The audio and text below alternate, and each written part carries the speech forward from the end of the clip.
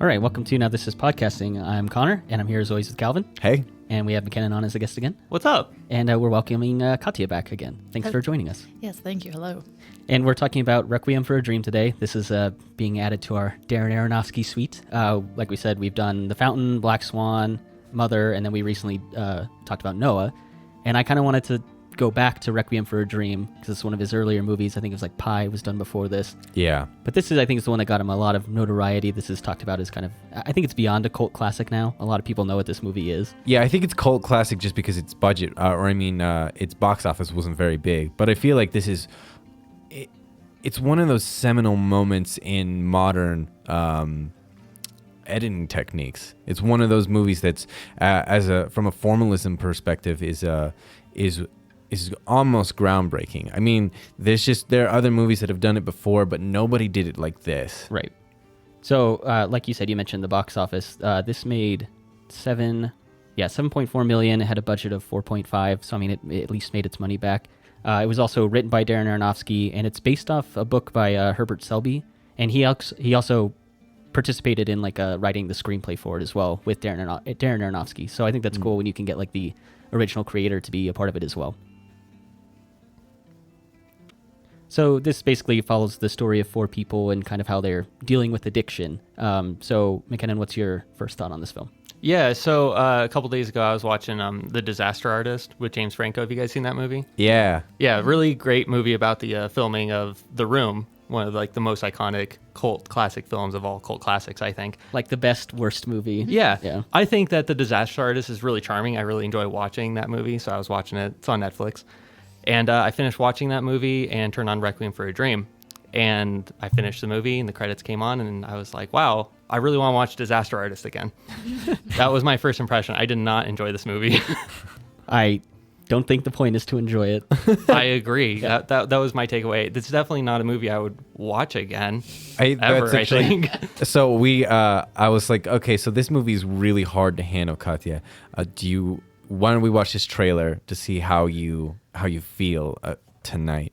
And like the first words in the trailer are like, the movie you said you'd never watch again. Right. Yeah. I was telling Connor, like my work week has been pretty packed, just like long days, and I don't want to watch Requiem for a Dream when I get off work. And Connor's like, yeah, that's not a movie you put on to relax. So no, you had a long day. You don't want to go watch heroin addicts lose their arms. No, not at all. It's a brutal movie to watch. It's definitely not something that you pop it on and you sit back on the couch and have a good time. No, that's definitely not your popcorn movie. Yeah. Katya, what did you think of this one? Yeah, I don't know if I'd watched it again, but I did enjoy it. I was drawn in the whole time. I didn't really feel that uncomfortable, like I hit my limit until, kind of in the last 15, 20 minutes of the movie, like part 3, then it started to get, a little overwhelming.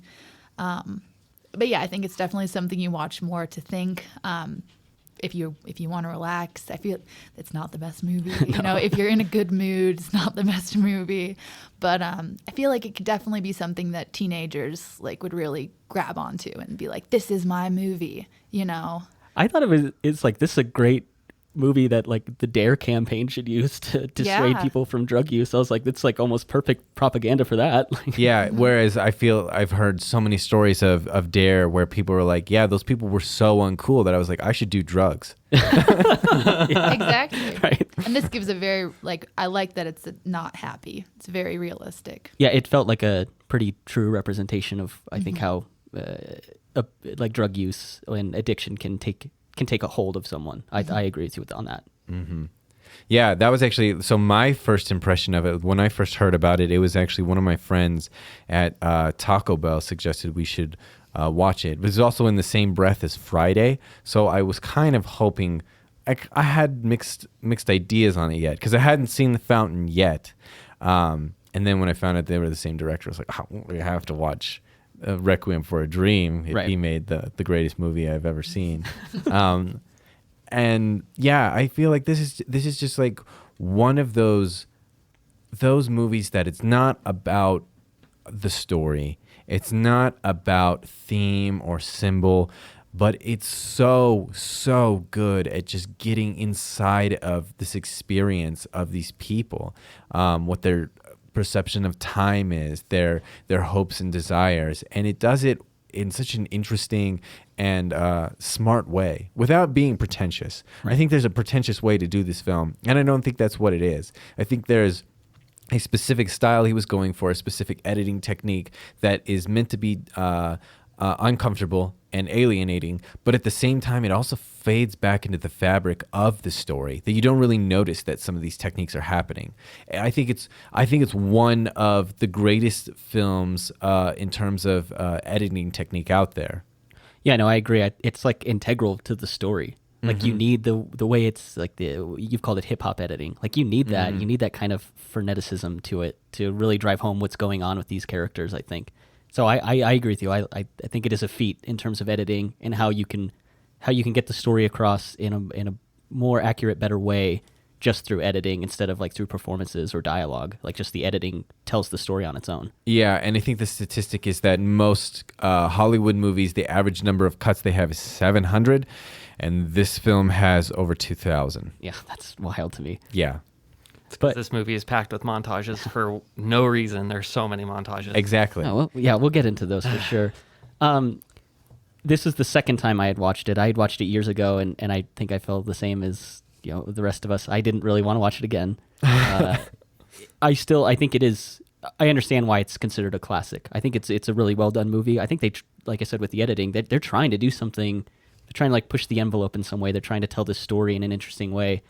But I also think that there isn't really a theme to this. There isn't really a point to this movie. It's not really about drug addiction. It's not about the consequences of drug addiction. It's more this is just the story of people who go through this. Or how they cope. I think that's one thing that you could say is going on here is there's a lot of baggage that isn't expressed. The only one that we really whose mind we really get into as far as the motivations for everything are Sarah, about how she wants to be someone, she wants to be loved. And I think that's the way they incorporate in there, and how they parallel her experience with everybody else's says, this is the same thing. This is a human experience. This is a human motivation. They're all feeling the same way. They just need something to feel okay to get through the next day. And that's all this movie needs to be about, and it just needs to be that moment, and everything else is just like, this is the day-to-day life. You understand now why everyone's doing it, and this is how they experience that. Right. So we've talked about the editing. I want to talk about the opening to this movie. I was totally into it. It's where Harry and Sarah are arguing. He's going to go like hawk the TV or whatever, and Sarah goes into her room, and that's when you get that first like transition into the split screen. What did you guys think of that? I think that's part of this movie trying to push the envelope in terms of its editing, and I was immediately drawn in by it, and I was glad it kept kind of reappearing throughout the film. Mm-hmm. Yeah, and I think it immediately let you know this is more than just one person. This is more than one thing happening, but also it pulled you out of the like gut reaction of, oh, that guy's a drug addict. He's like stealing her TV. Like, what's going on? Because you got to see her reacting. You saw him. I thought it was very interesting at reminding you that there's a lot of perspectives and a lot of people involved. Yeah, because essentially it's a story for people. Mm-hmm. So it's not. I'm glad the jumping off point of this movie was to let you know, like, we're going to be following a couple people. There isn't a single protagonist to this. So yeah, I agree with you on that. I think it was, again, it's just a good way in the style of this movie to let you know kind of what you're getting into right at the beginning. I thought it was an interesting technique. It made me wonder, what if the whole movie was like that? Like the entire movie was just split in half, and you saw like both of these lives at the same time the whole way through. I thought that would have probably been too disorienting, but maybe it wouldn't have been. I feel like, exactly. That could have been really, really disorienting. But I would have loved to have seen that type of movie. Yeah. I don't think it ever would get made with that kind of budget. But the split screen projection was one thing we played a lot with in school, and some of my teachers really, really loved it because, it is another layer of association of ideas, because that's what editing is the association of ideas. Mm-hmm. So the fact here that the editing works not only in association of ideas, but also the perspective of each character is fascinating. And the fact that we start with that, it says everything you need to know about how you're going to feel about this movie. The right and wrongs aren't necessarily the point, and it's not one person's perspective. Yeah, so well done. Yeah. I wonder if they could have even gone further and had 4 screens at the same time. Not make it an hour and 40 minutes, just make it like a 40-minute movie, just have all these lives going on at the same time. Yeah. That would have been fascinating. Well, then it changes from the movie you never want to watch again to the movie you need to watch a couple times so you can focus on each screen. That's an interesting idea. But it then, doesn't like, play well to an audience, I don't Maybe think. not, Yeah. but like I'm going to complain a lot about this movie's montages, but imagine having all these montages playing at the same time with each other Right. on 4 Yeah. different screens. I think that would look really neat. That would have been a crazy way to go with the movie. Yeah, that would have been so cool. It actually probably would have been a more difficult watch than Primer, which is considered one of them. That movie is so tough to track. Yeah, exactly. And imagine Primer being split screen. Yeah. That would be, Yeah, it would be like Incredible. Actually, that would be amazing because then you could track each timeline. Yeah. That actually might make make it easier. Like Rick and Morty, that episode of Rick and Morty. But that ends up becoming 16 and then 32. Yeah. And then you get so many screens on that you can't even track them anymore. But yeah, Primer that'd be a fascinating way to view Primer. Okay, so we've mentioned the montages already. Let's get into it and share our thoughts on them. I want to know, McKinnon, tell me why you don't like them or why they don't work for you. So I don't think the montages in this movie are inherently bad. And what I mean by montages are the little sequences where they're taking drugs and like they're shooting the heroin or whatever, or when the mom's popping the pills. I don't think that those are inherently bad. I was expecting there to be a lot fewer of them. So I started keeping track, and there's something like 8 or 9 of these drug montages. And to me, that's not a good movie technique to use if you're going to put so many of them in. I thought it was completely overused. I think it kind of needs to be gratuitous because it's supposed to show like it is an addiction. Because that's the point. It takes up so much time. It's the driving force in their life. So you need to have it appear often. Otherwise, it doesn't really make the addiction seem like it's very important if you only get a couple of these scenes. I could see that. I think maybe my problem with this movie and why it didn't land for me is because I've never done drugs before. I don't know how any of that stuff works. Right. So maybe I could appreciate those montages and what they're trying to say more if I have experienced that before. But maybe this movie would mean something different to me if I had done that. I do think, too, the reason I like the montages and I think they work is because they're driving the narrative forward. I have complained on this podcast about Edgar Wright, and he does the same editing techniques, and it's literally just Simon Pegg getting up and getting ready for his day, and it shows him eating a waffle and getting zoom his in, keys cut, and- zoom, cut, Yeah. zoom, Yeah. cut, zoom. And those aren't really progressing the story in any way. They're not telling me anything about the character. They're not informing the viewer on what we're getting into. And I like the montages and how it depicts drug use in this because it's telling you about the characters. And it appears so many times that, again, just by having the volume of montages, it tells you a lot about the characters as well. I don't think the montages tell you anything about the characters. It just tells you what the movie's going to be about. Well, I think if you picture these characters as in the end being defined by this addiction and then that's what it is. Like I appreciate them because of the repetitiveness. Sure. Because it's like, Would you say that the characters in this movie are just like an archetype, like a drug addict archetype? I think that's what they are. They're not incredibly deep characters.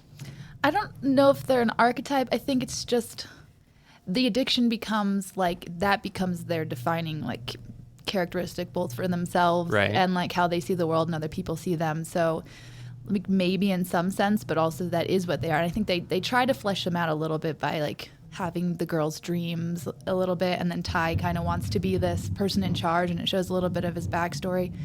So it kind of throws those things in, but the overwhelming thing for the whole movie is just this is going to be what it is. It's not going to get better. So I didn't have a problem with them not having a ton of depth in the movie. I saw it more as we met all these people when they were already addicted to drugs. They tell you that they have dreams. They tell you that they have a backstory, but we see them in the addiction. And the person with the most depth seems to be Sarah, who we see from the beginning. So we get to see her motivation, at least, to keep taking her pills. Yeah, definitely. I don't think it's a problem necessarily that the characters don't have that much depth. I just meant, in my mind, the characters in this movie are pretty much just boiled down to an archetype. That's kind of what I meant, I guess. I think, well, And speaking from kind of experience, not personally, but knowing people who are addicted or become alcoholics, maybe at a very young age, they fell into that, maybe for no reason. Maybe because they had some psychological issues or mental health issues or familial issues or something happened. But a lot of times they fall into it, and then you meet them years later, maybe when they're trying to get clean or when they're not clean, and they aren't anything. They aren't your friend anymore. They're not really a person anymore. So it's interesting to see that, the realistic portrayal of it, because that, yeah, maybe they are an archetype, but that's all they are now. Sure. You know? Yeah, and it's mentions of like what they want to be, their aspirations. They want to be on Easy Street. Ty and his mom, like those memories. Like I was a good kid and I wanted to be something. And Marion wants to design things, and Sarah wants to be on TV. And I think really, if you look at the title of this movie, Requiem for a Dream, and Requiem is defined as an act or token of remembrance, or a musical composition setting parts of the Requiem Mass, like for the Roman Catholic Church.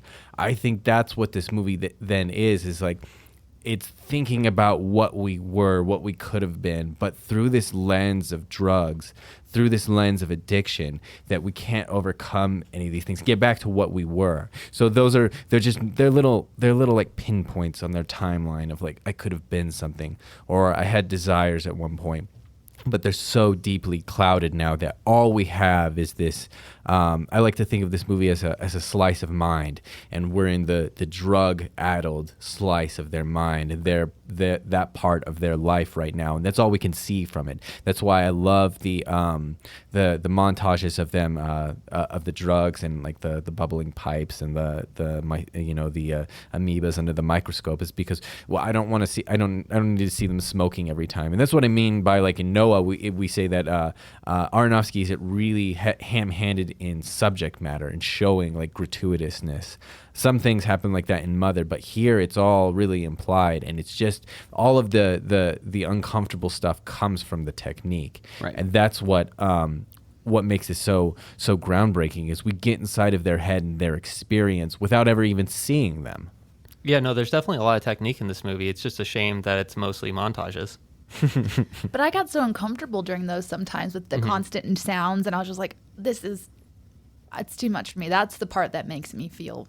Yeah. That's what made me feel, not like seeing them, look bad. Or, It does feel like a little bit of sensory overload. Yeah, in those sections, and it definitely it's definitely supposed to make you feel uncomfortable. I think that's the point, is sensory overload. Yeah, Also, and that's one thing I'll never knock Aronofsky for. The guy always gets across the vision that he had. I mean, he set out to make an uncomfortable film that deals with an uncomfortable subject, and he nailed it. Whether or not you like the movie or appreciate it, it's technically exactly what he wanted. Yeah. And so I can always appreciate a director being able to make the film they want to make. And I don't think it's a problem that you may say the characters are kind of one note or they lack depth, because I agree with Calvin. We're really just looking at this one aspect of their life. We don't need to know their whole background. We're not supposed to feel sorry for them, and Well, I think we're supposed to feel sorry for them. I mean, but we're supposed to feel sorry for them and kind of the evolution that they're going through, but we're not supposed to feel like, they lost out on these ambitions, or they weren't able to like be fully realized. I mean, because we're not covering their backstory so deeply and we don't know them fully as characters. It's not like we're pulling for them, to like, oh man, you could have been a great designer, or you could have been a great business owner.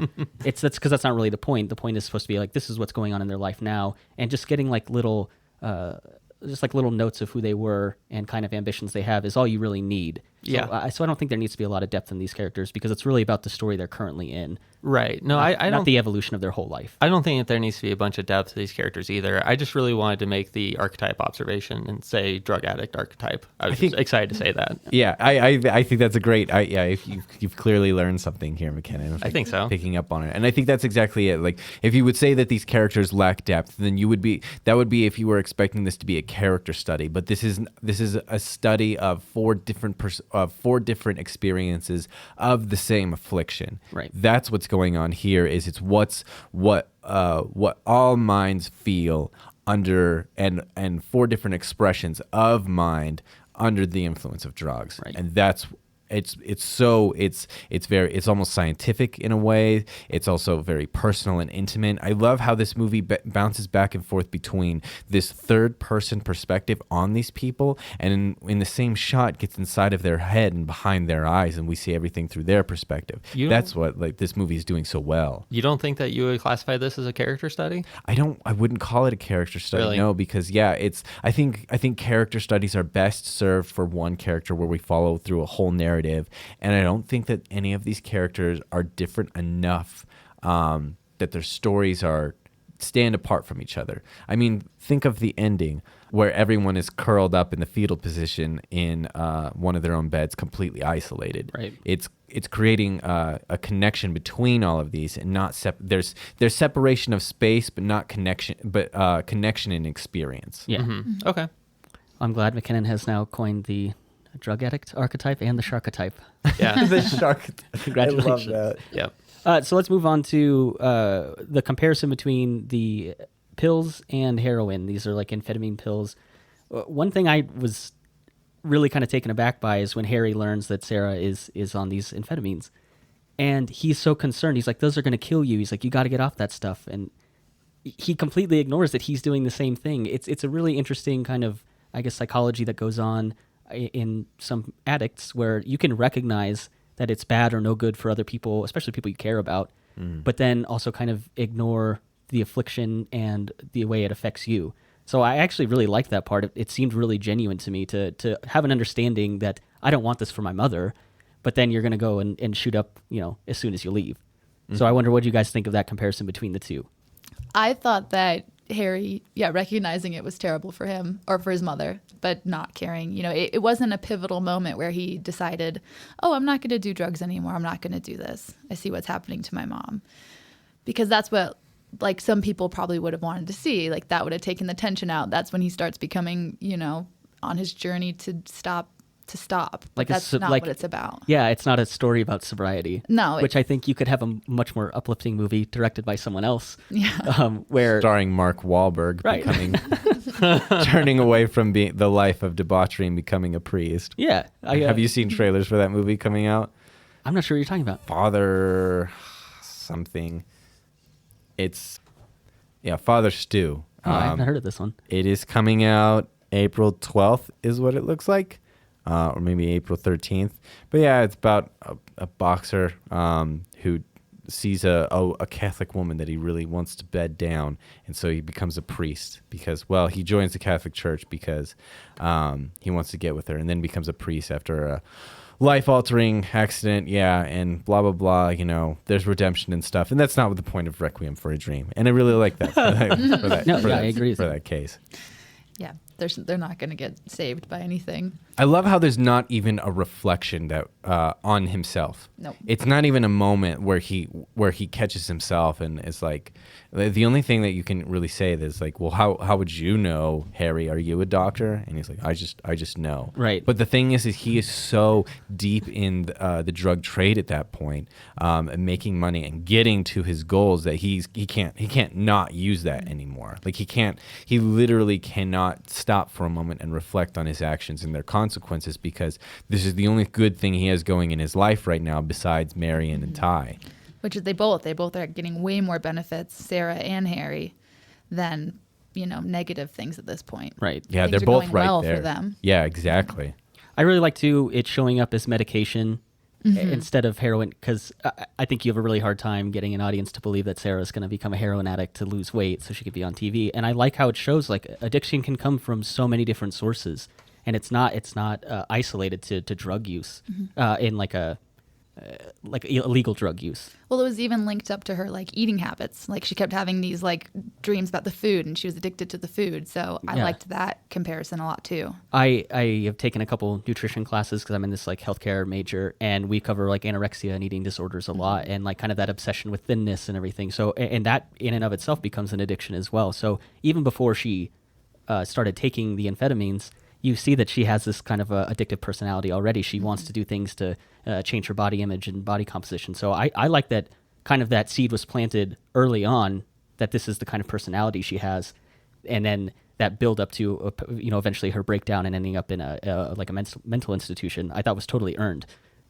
But I really like the introduction of the pills and showing that addiction comes from many different areas. And Trusted areas too sometimes. I also love the depiction of the doctor and how he just is nonchalant. I don't even think we ever see his eyes. Right. No, he never looks at her. And I think there was a early on when medications and like especially like antibiotics became more popular, there was a big push to just give drugs, just push out medication.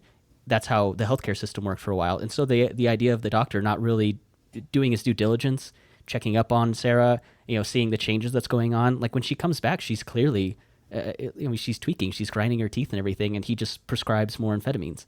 And so I think it's a good commentary on the healthcare system where it was really focused for a while on just pushing medication to treat symptoms rather than dealing with the core issue, which is addiction. So I also really like that too. It's really poignant, and it's not really the point of the movie, but I'm glad that it's referenced. Yeah, I think it definitely says something because they also have they have the hospital and they have the jail at the end, and they have like the sex trade. They have all of these bigger, institutions Right. that they mention. Yeah. Well, yeah, and then you get like the electroshock therapy. You get the doctor, like you said, in the prison who essentially is like, "Can you see me? Are you fine?" And that's the Yeah. extent of his exam. So it certainly doesn't paint the healthcare system and its treatment of those who are addicted very well. I mean, also the fact that the first doctor just dismisses Harry and they get sent to prison. Right.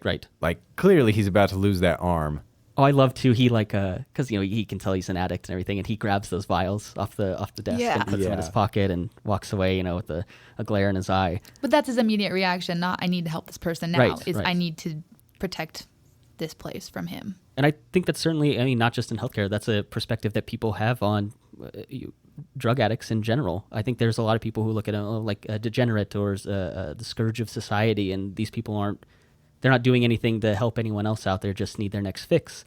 And I think the story at least does a good job of showing like these are people in like real turmoil and torment. And they're probably the people in society that need the most help, and they're the ones who are either shunned or turned away the quickest. Yeah, I think it's really interesting too. Like, clearly that arm is infected, but his first thought is like, oh, he's gonna try and steal something. Like, why did he turn him away? Like, why would Harry have gone to a hospital if he weren't in excruciating pain?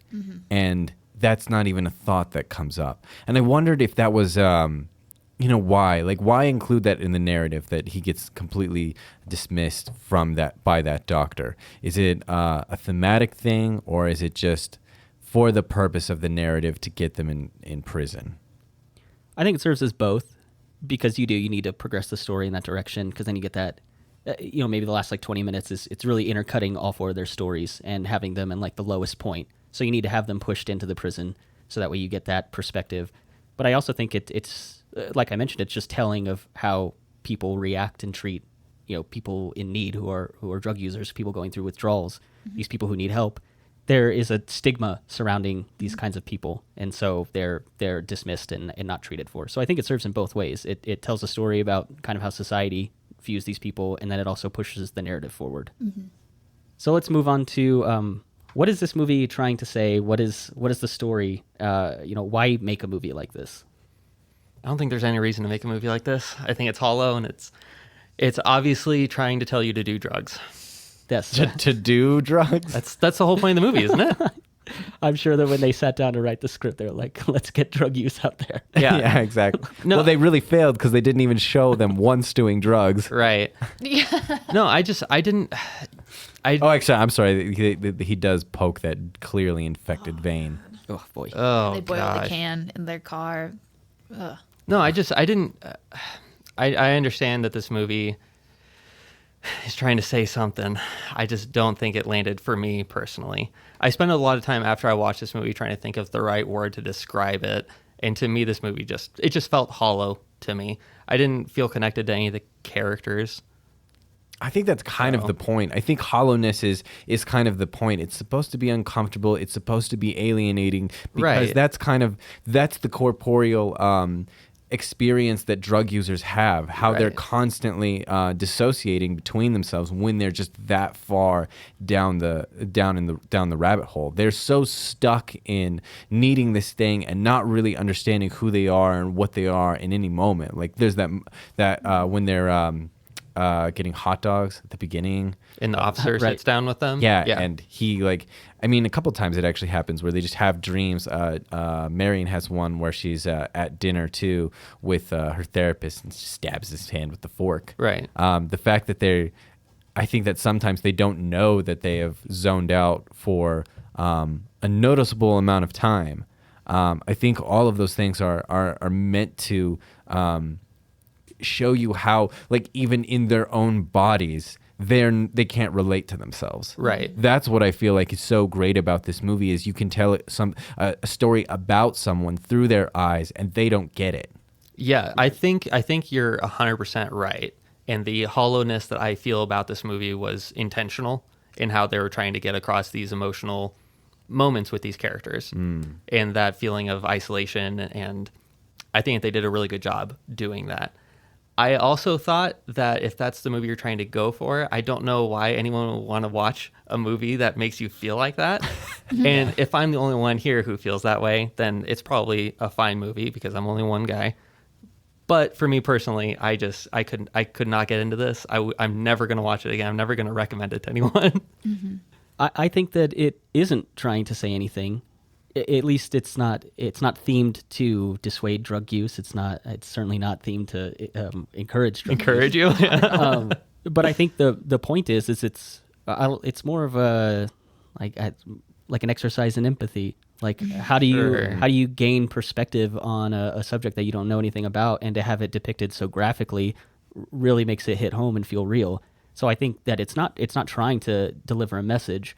It's trying to get an audience to understand this is what drug use is. This is what addiction is, and being able to gain that perspective is, I think, what's important for the audience. Yeah. And not necessarily like getting across a message of either morality or immoral or how we think of drug use. That's not really the point here.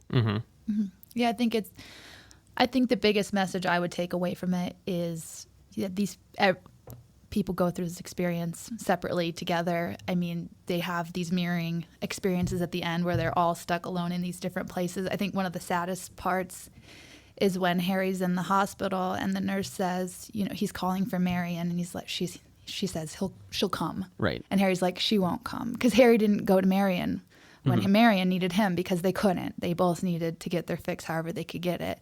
And so I think that's really interesting, and I like that we're not forced into it by knowing too much about the character or having one person, because it's so easy for these movies to be so depressing and like tear-jerking. And right. like you really care for this person, but the whole point of this is that we should care for all of them, but But might it's not do melodramatic. anything. Yeah, it's not melodramatic. No, I would never describe any Aronofsky film as melodramatic. Yeah. And so, it's interesting that, everyone's saying that this is the movie you never want to watch again. It's just pure depressing and all of these things. So my relationship with that type of movie, with something that's just, it feels gross and slimy and disgusting, and it's an exploration of one of the lowest rungs of the human social ladder, I don't connect more with those movies, but when I compare them to something like Hayao Miyazaki movies, like Ponyo and Spirited Away, a lot of anime, or just like kitschy stuff in general, like Hallmark movies. Like so many people just like want to watch those because I just want to feel good about myself. Right. I feel genuinely worse about myself when I watch too many of those, because I constantly am thinking, well, life doesn't work like that. Why doesn't my life work like that? Like I had to stop watching anime because there's just so many of those. They're just one note, one stories, one hero journeys of these characters overcoming, well, basically just being destined to be great. It's the same problem I have with Harry Potter. I can't watch all of the movies together because I can like watch one at a time, because the thing is like Harry is like just destined to be great. He's going to be okay. Yeah, he's going to be Yeah. okay. That's not how real life works. So like, and they're constant, how I internalize those things and like how my life is going. It's like, I'm not just going to be perfect and everything. Like life just doesn't work that way. I feel genuinely more depressed after watching uplifting movies like that than I do a movie like this, where I can say, wow, someone's life is terrible. I wonder how I can help them. I'm kind of glad my life is not like that. I can see then the missteps that they've made and form a path forward in my own life that avoids those pitfalls. Right. So I watch movies like this more often and consistently than I would the so-called feel-good ones. Would you say that you watch a movie like this and enjoy it more because there's less of a suspension of disbelief? As opposed to like a Hallmark movie or something? Yeah, like there is a higher level of suspension of disbelief that is required for those movies. Like Hallmark movies, like things that are clearly not representing human life. What they're replicating are human desires, and that's the problem I really have. Is I can understand a feel-good movie that is a little bit more nuanced, plays to human life and on human desires, but when it's pure human desire, that's the part that really gets me. Is like with that. If you're focusing so much on your desire and how you want things to be, you're always going to be dissatisfied with your life. So I'd rather watch something soul crushingly like depressing like this. So you feel better. So that I'm not constantly thinking about my desire for like the way I want things and the things that are very unrealistic to actually come to my life. I would definitely agree. This movie is a lot more realistic than Harry Potter. Yeah. I like that you brought up it requires less suspension of disbelief. I think you could really look at this movie as maybe a dramatized documentary, really. Yeah. That's kind of the lens I look at it through. Yeah, I could see that. Because it does. Like we said, it feels authentic. It feels like it's a real story. And it's not really trying to have some uplifting message at the end or some story of sobriety and like, oh, all these characters turned it around at the end. It's just supposed to be like, this is what their life is, and we're just following them through it. So I kind of like the idea of looking at it as a dramatized documentary. Yeah, I think the most unrealistic part about this movie that I had to suspend the most disbelief for was Jared Leto's accent. I did not understand what he was going for. I thought it was terrible. There were a few points. I thought Ellen Burstyn did well, but she's great and everything. I loved her in The Fountain. She was great. Yeah, I love Ellen Burstyn. Okay, I haven't seen her in anything else, but is she in anything else I would have seen her in? I don't think she's in Percy Jackson, no. But yeah, she's in Darren Aronofsky's other film, The Fountain. So, Katya, you mentioned kind of the tragic end for Harry. You know, he's curled up on the bed, and he knows he's not going to see his love anymore. I want to move into, let's kind of go through the tragic stories. Is there one that you thought was maybe more earned, or one that was more tragic than the other between the four characters? I think it's hard. I think either Sarah's story or Ty's story were maybe the most tragic. Like for Sarah, I think her life was depressing already. Like from the beginning without the drugs, she was like seeing her dead husband. She was already going to die alone. She didn't really have anything to live for. She was starting to feel very existential. Like, why should I do anything anymore? No, I totally agree with you. I think her story for me was the most tragic one. Like just even the idea of her getting like the good seat outside the apartment was like such a big deal for her. And her breakdown, talking about she doesn't have her husband and her son isn't having any kids, and she lacks fulfillment. And just the idea of her like losing weight to potentially be on TV was a huge deal for her, and like this pivotal change in like her emotion and in her life. And then to see it turn into just evolve into the point of her completely like having a breakdown, I thought was really tragic. And then her friends at the end, when they see her and her in the hospital and they embrace outside and they're crying, they see the extreme effect that these pills had on her and fundamentally changed her as a person. Well, and that, people would rather see her as a vegetable electrified than actually try to spend the time to care and like fix her. And I feel like that's for most people. They would rather see them dead or in jail or out of the way. We don't want to see these things happen. We don't want to watch this movie because we don't want to see it, because there's not a lot we can do. And if we do anything for any of these people, it would have to be everything. Right. Everything. Like the lack of effort that the doctor goes through he's like, our treatments aren't working, so I'm just going to get you to sign. But you do think he's nice at the beginning. You think he's trying, but then you see it in practice and it doesn't seem like they're trying. It's just that how she is clearly just scribbling her name down. She's not coherent. She can't consent to this. And the treatment is just like, let's just do shock therapy because it's just easier. And instead of taking the time to like give real treatment, I thought I think all the pieces of her story really culminate to being the most tragic one, I think, because she's the character you get the most background on. You see that transition from the beginning to the end, whereas the other characters, you kind of start in the middle of it. Yeah, although I think Ty could be sad. He's the one I'd most want to be, but also the one that like has the least.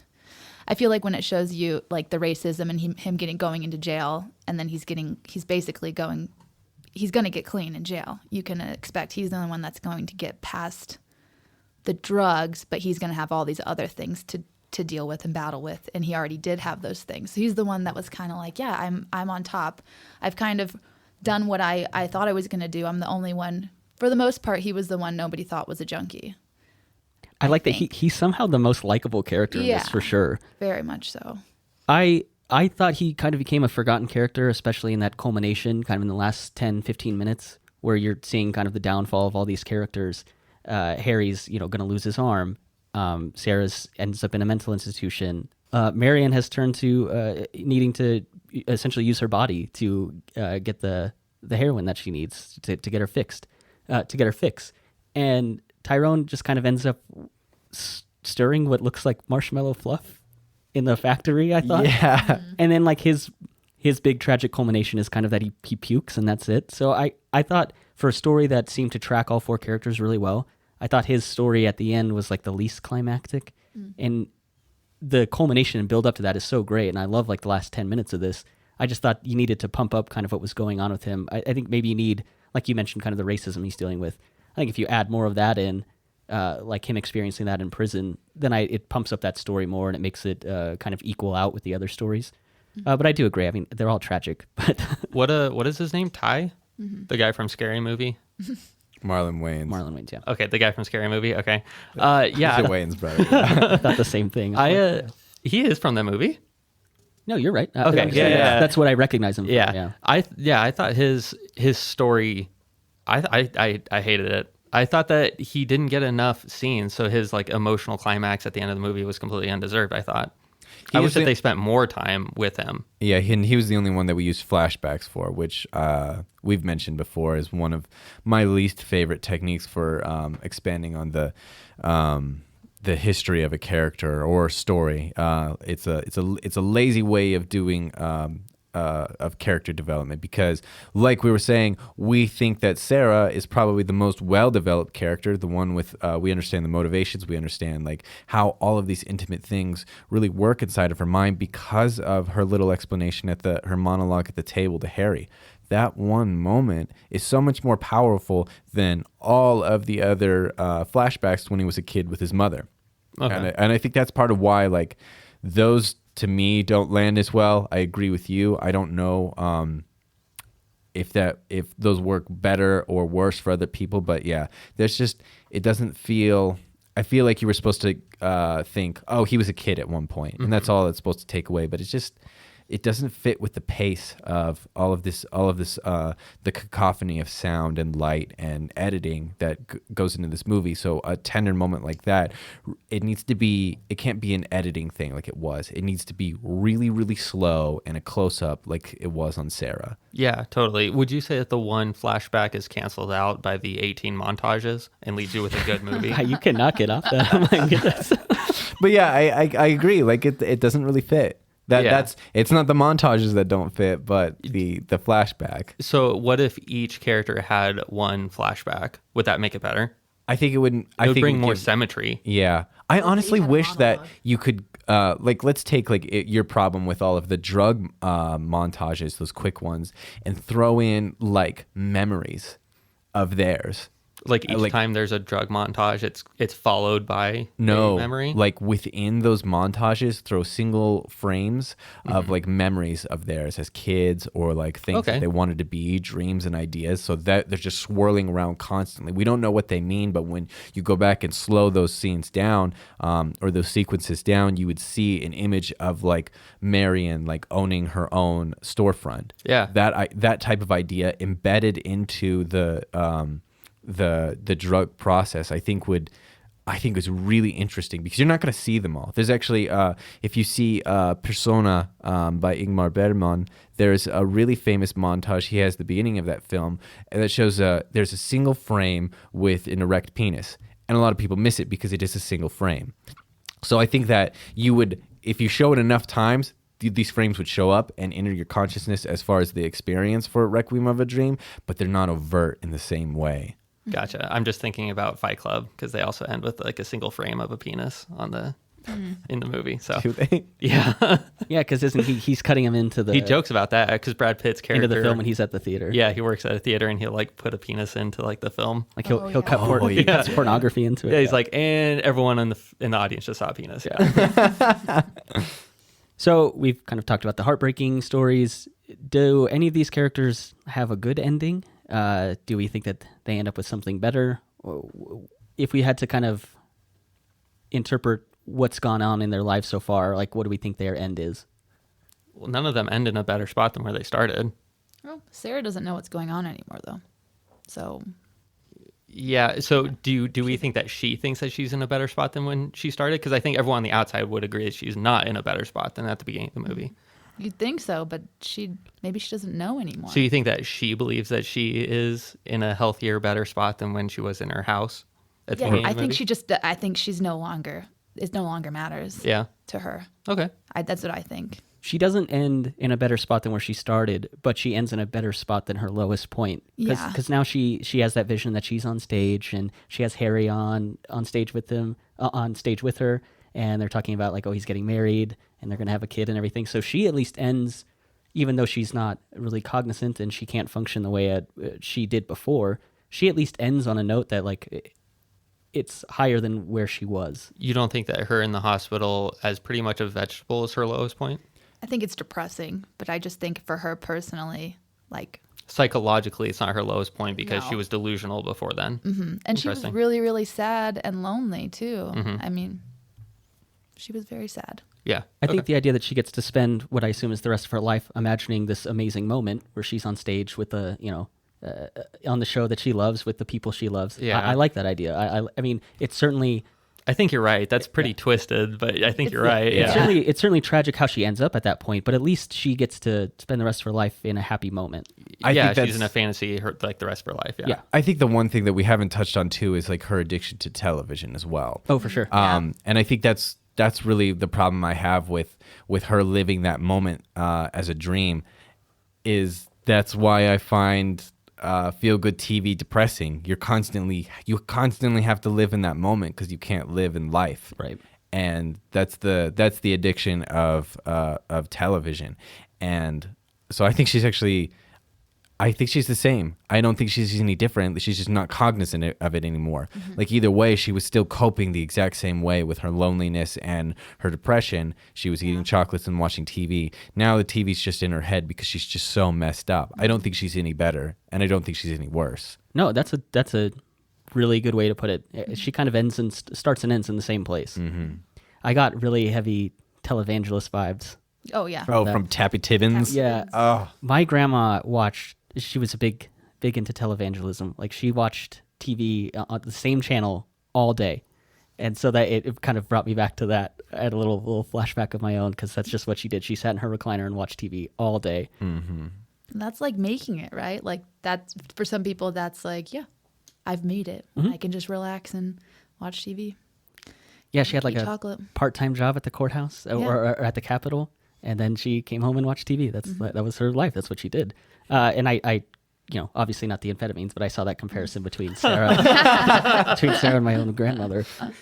And I also think, Katio, you brought up about Ty.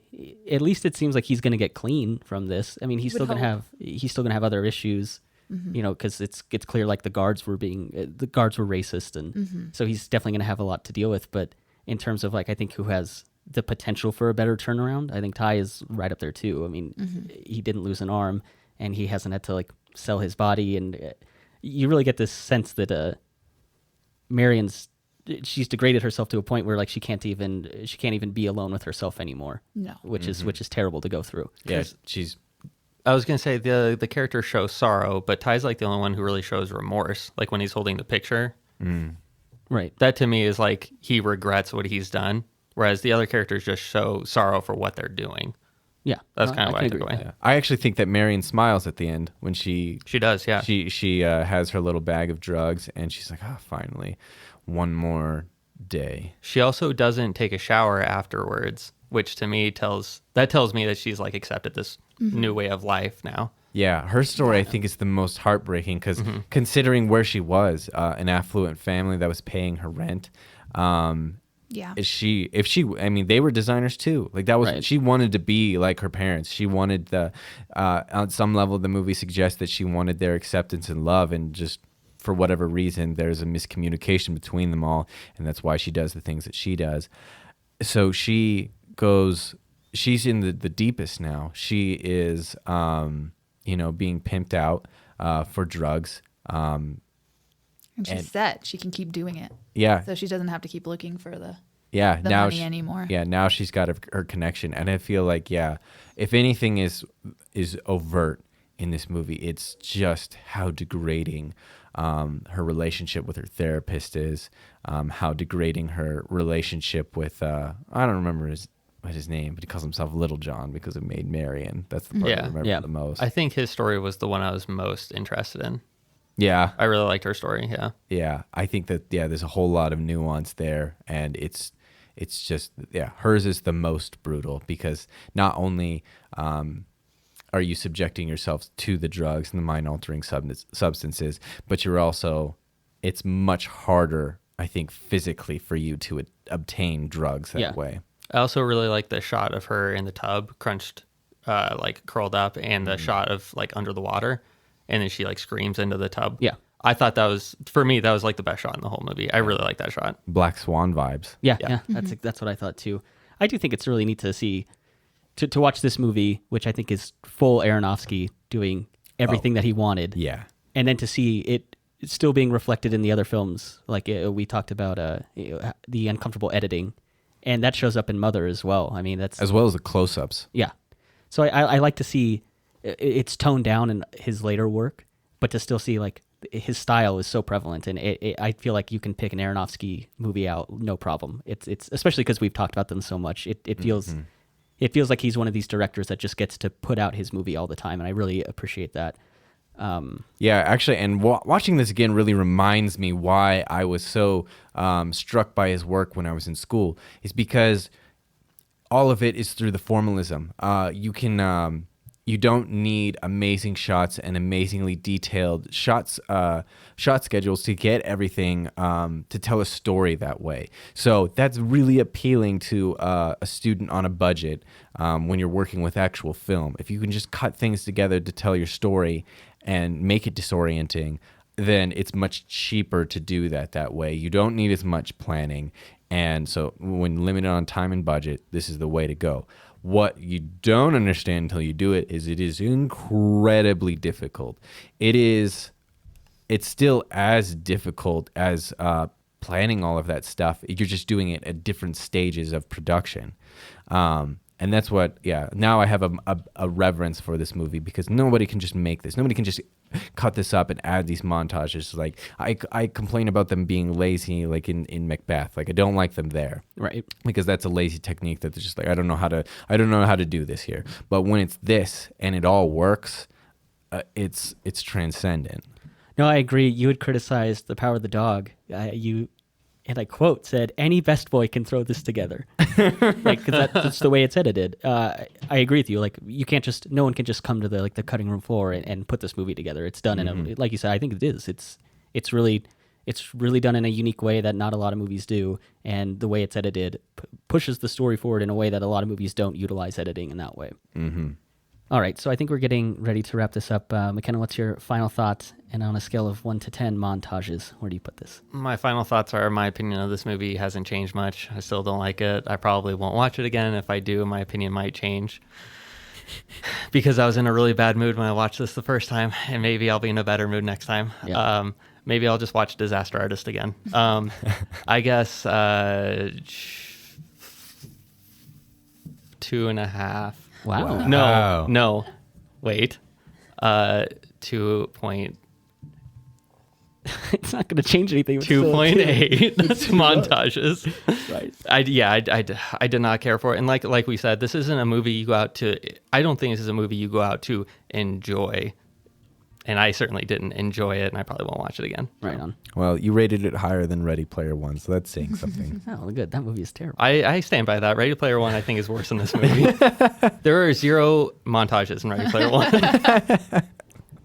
Katya, what did you think of this one? I was drawn in. I liked watching the movie. It seems like something I would watch. If I watched it again, it's something you revisit once a year, once every 2 years. Right. I still think everyone should see it. Mm-hmm. Even if they hate themselves and everything afterwards. You're not going to change my mind. You're not changing it. Right. I mean, that's just my opinion. I give it like an 8. Okay. That high? Montages. I liked the montages. Wow. I enjoyed the movie, and yeah, I thought it was interesting. So every Valentine's Day, you're going to watch this. Maybe the day after Valentine's Day. Yeah, it depends on if we're still together. Yeah. That's a terrible Valentine's Day tradition. What do you think No, of this like one? I'd watch it if we weren't together. Oh, right. Okay.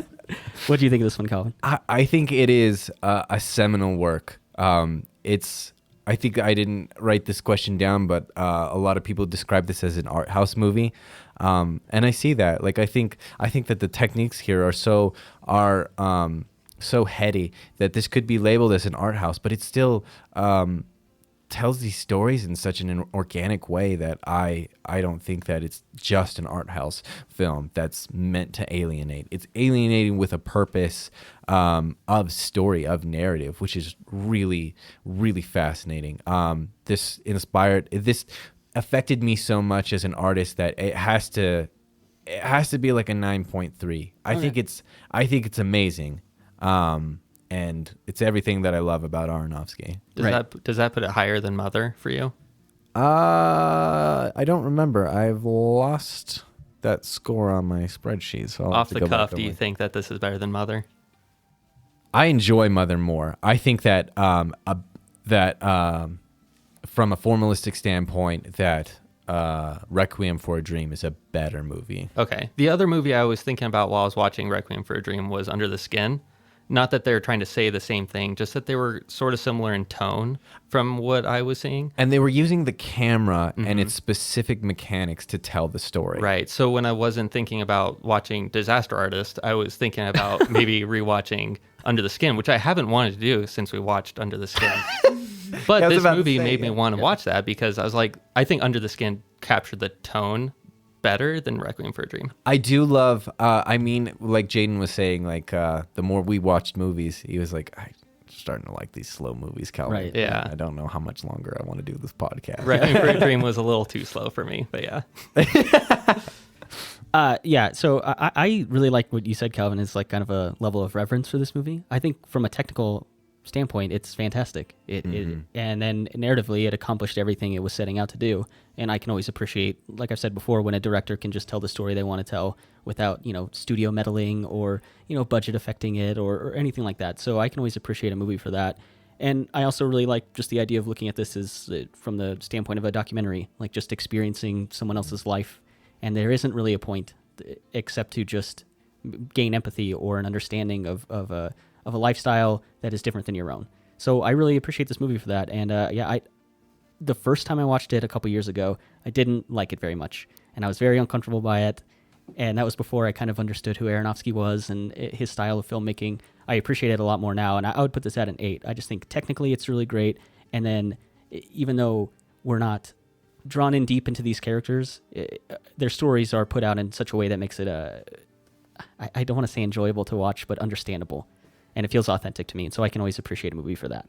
We didn't talk about it, but do you guys think that the acting is good in this movie? Do you guys think everyone's doing a good job? Yeah.